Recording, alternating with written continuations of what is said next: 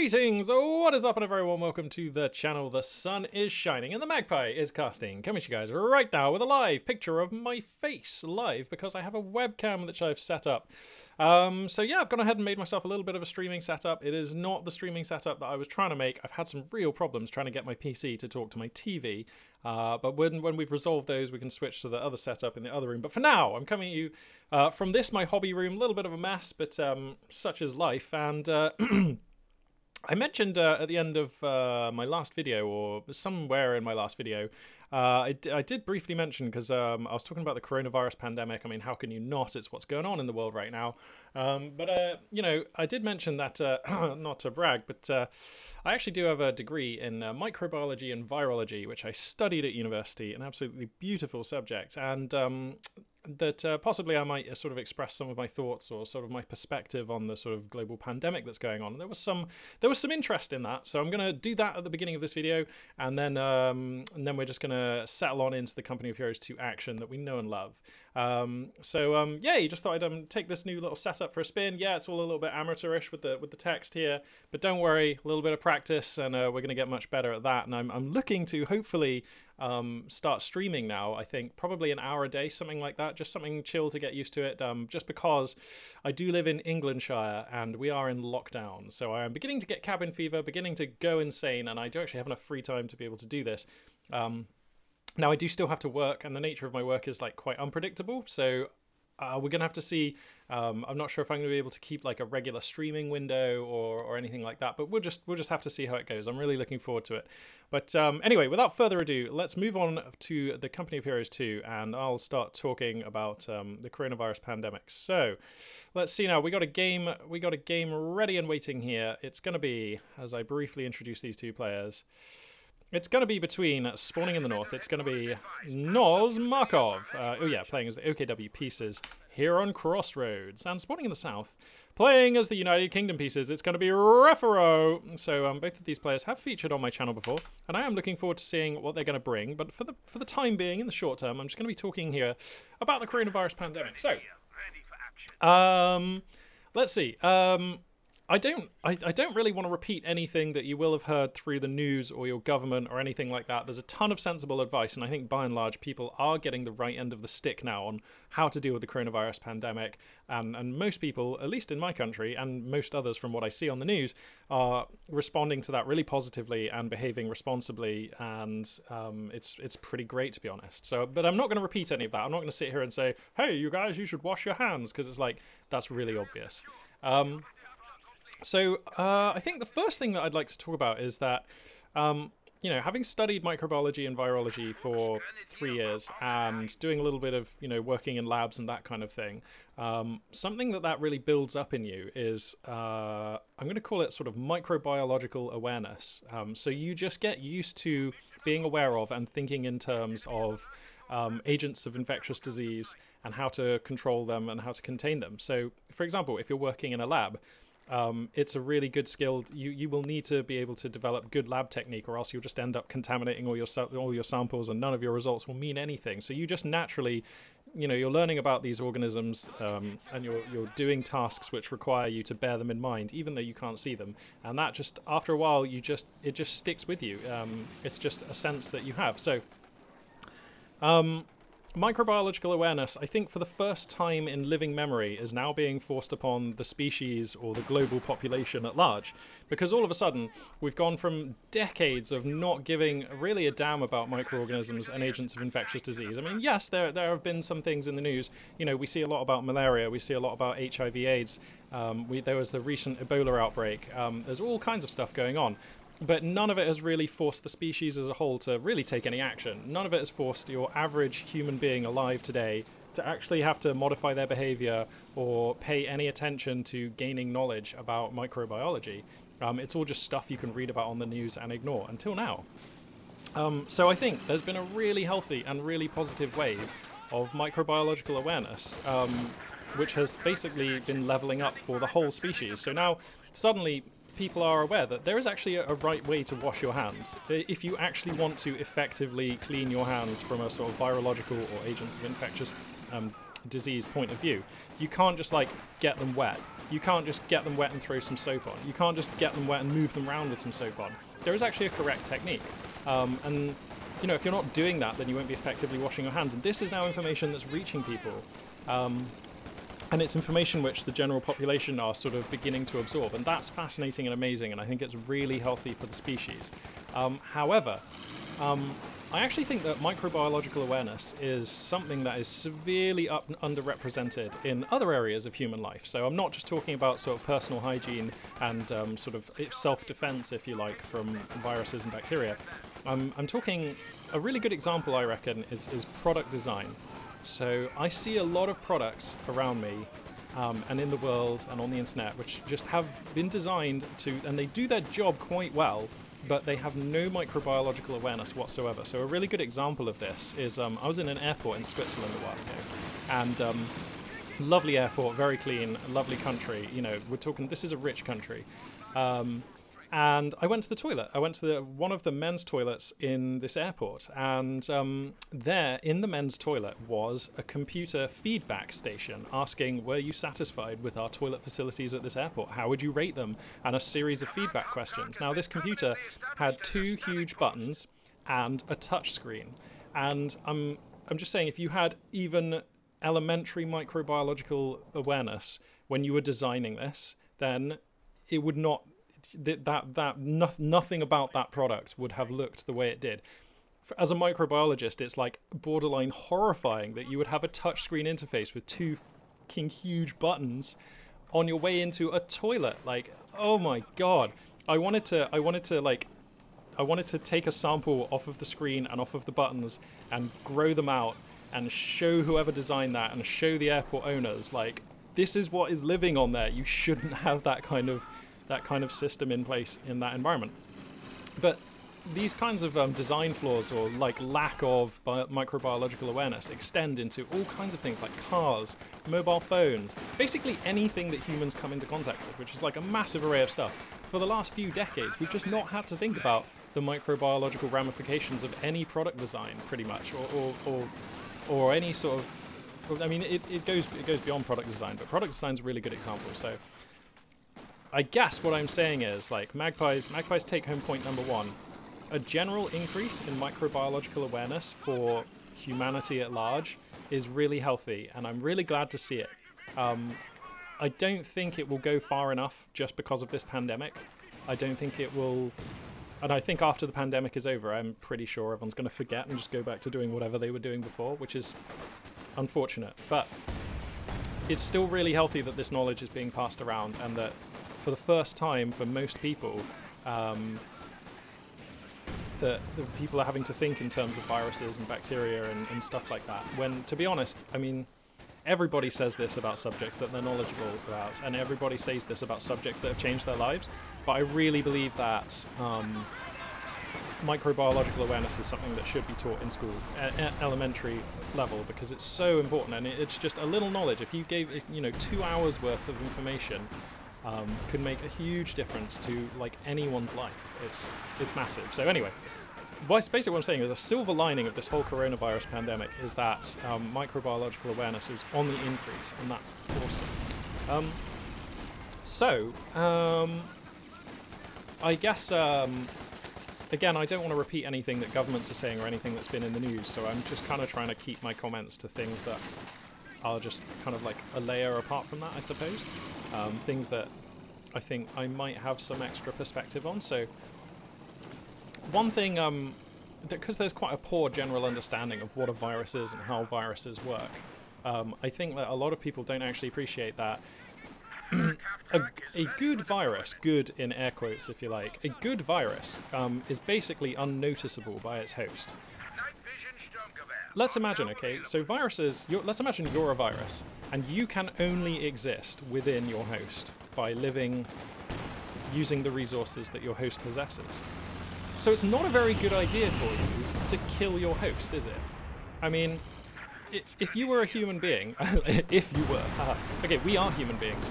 Let's imagine that every night, or every morning after you woke up, let's say every morning after you woke up, you poured kerosene all over your house or your flat or your car or wherever it is that you were sleeping, and you set it on fire.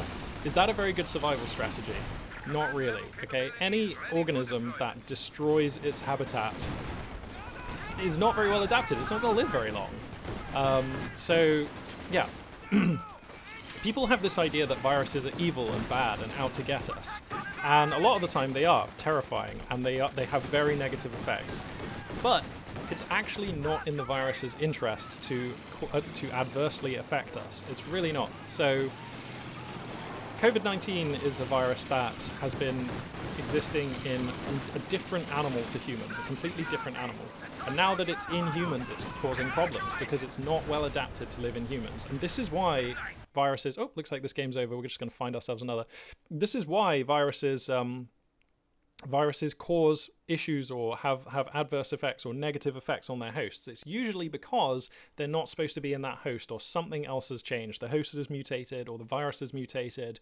But viruses that are well adapted and have had a good long amount of time to evolve with their host are basically undetectable. And there are loads of viruses that every human being has, and you just have never heard of them because they have no effect on you existing as a human. In fact, a lot of viruses are passed on at birth, or just there's no way you can not receive these viruses as long as you had a natural birth, and it's just that's just fine. In fact, so many viruses are like incorporated into our genomes, and it's crazy.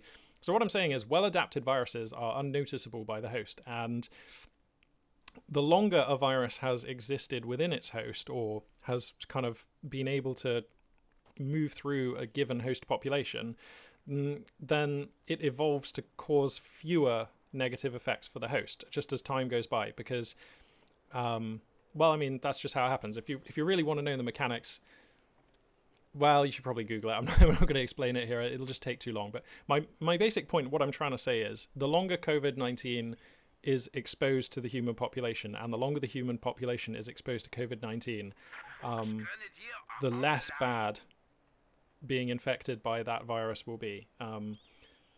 So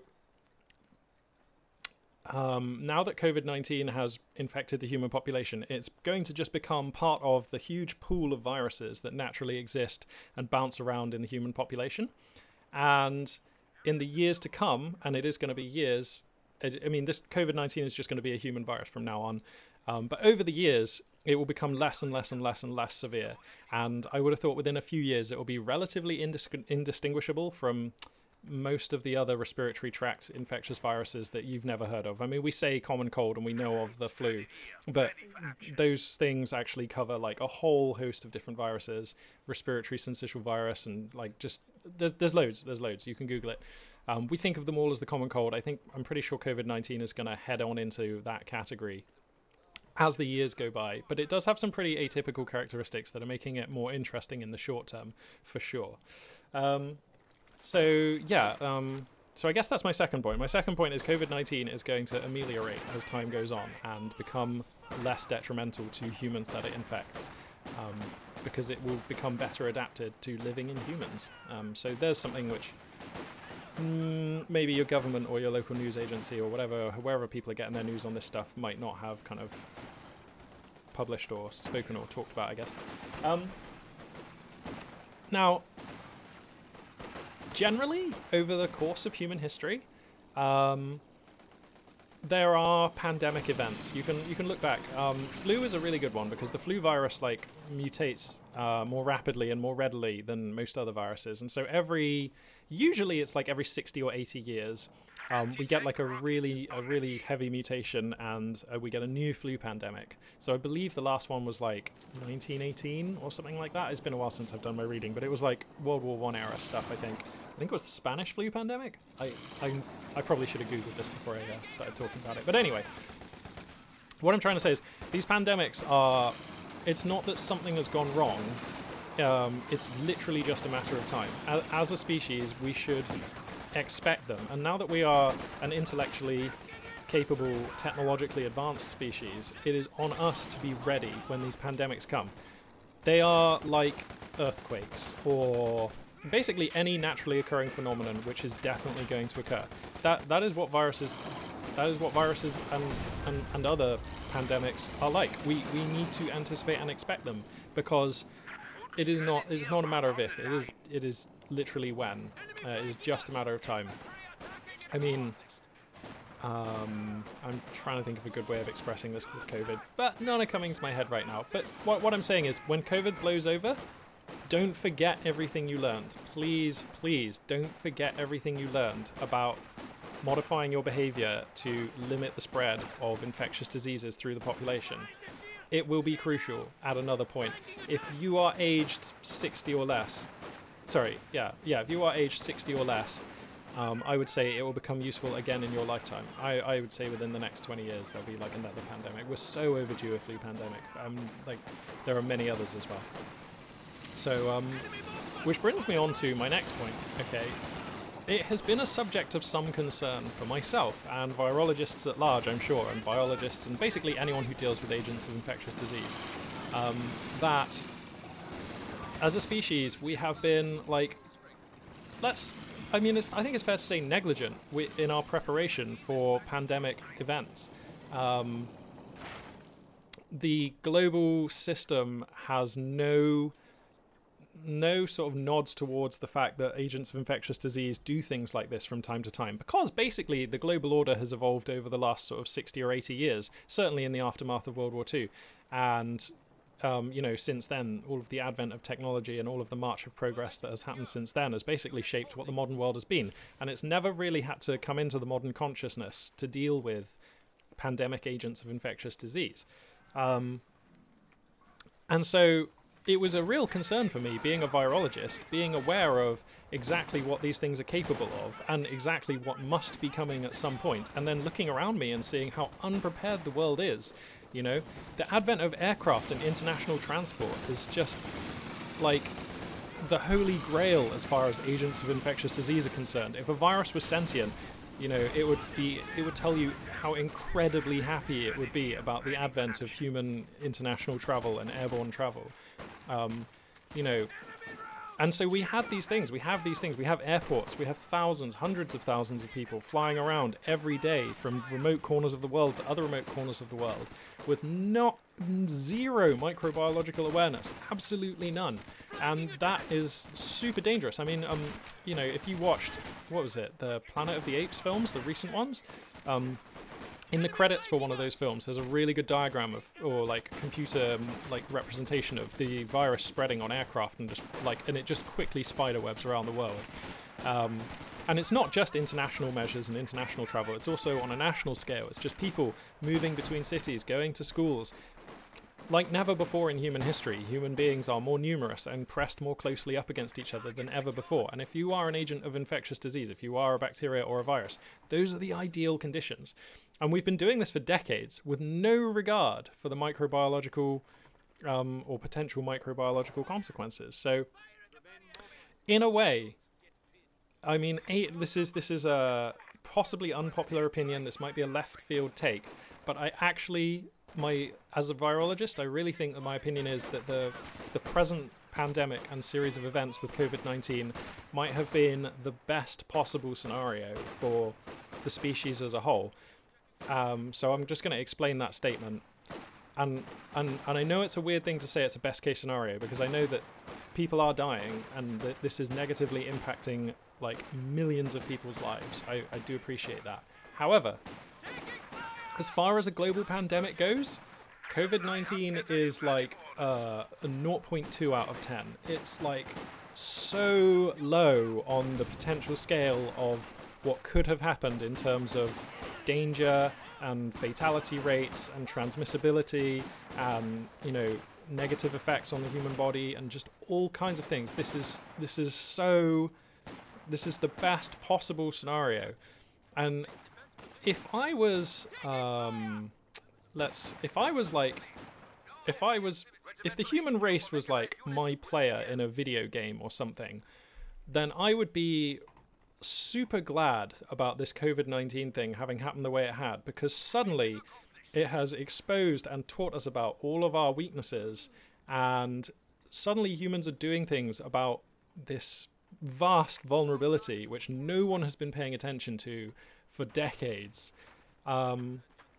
Certainly there are other timelines where it's not COVID-19, it's a new flu strain, or it's like an air transmissible, I don't know, Marburg, or just there are a load of much worse scenarios. There are a load of much more mediocre scenarios which are still way worse than COVID-19. COVID-19 is like the smallest, least dangerous possible pandemic event that could have happened, and now all of a sudden national governments are getting their act together. They will know next time that there's a pandemic incident. They will know when they need to act. So a really good example of this was I live in England, and at the moment we have a Conservative government, and for whatever reason, the Conservative government, there was a crucial 2-week window where we saw the virus coming, and we saw what was happening in China and Korea and Japan and other countries, and our government did nothing for a number of reasons which I can't really guess at. You know what, I can, but that's a video for another time. And they didn't act. And as a virologist, I was flabbergasted. I was astounded. I was vastly concerned, because if you are going to take any action to deal with COVID-19, then the key 2-week window is when it was basically missed by our government. And it's when those first cases are coming into the country. You need to be testing, you need to be locking down movement, you need to be locking down like schools, airports, anything like that. If you want to try and contain the agent of infectious disease, you need to do it before it has broken into your country. Because once there are like 1,000 people in every city who have the agent, then it's too late. Once there are 100 people, it's probably too late.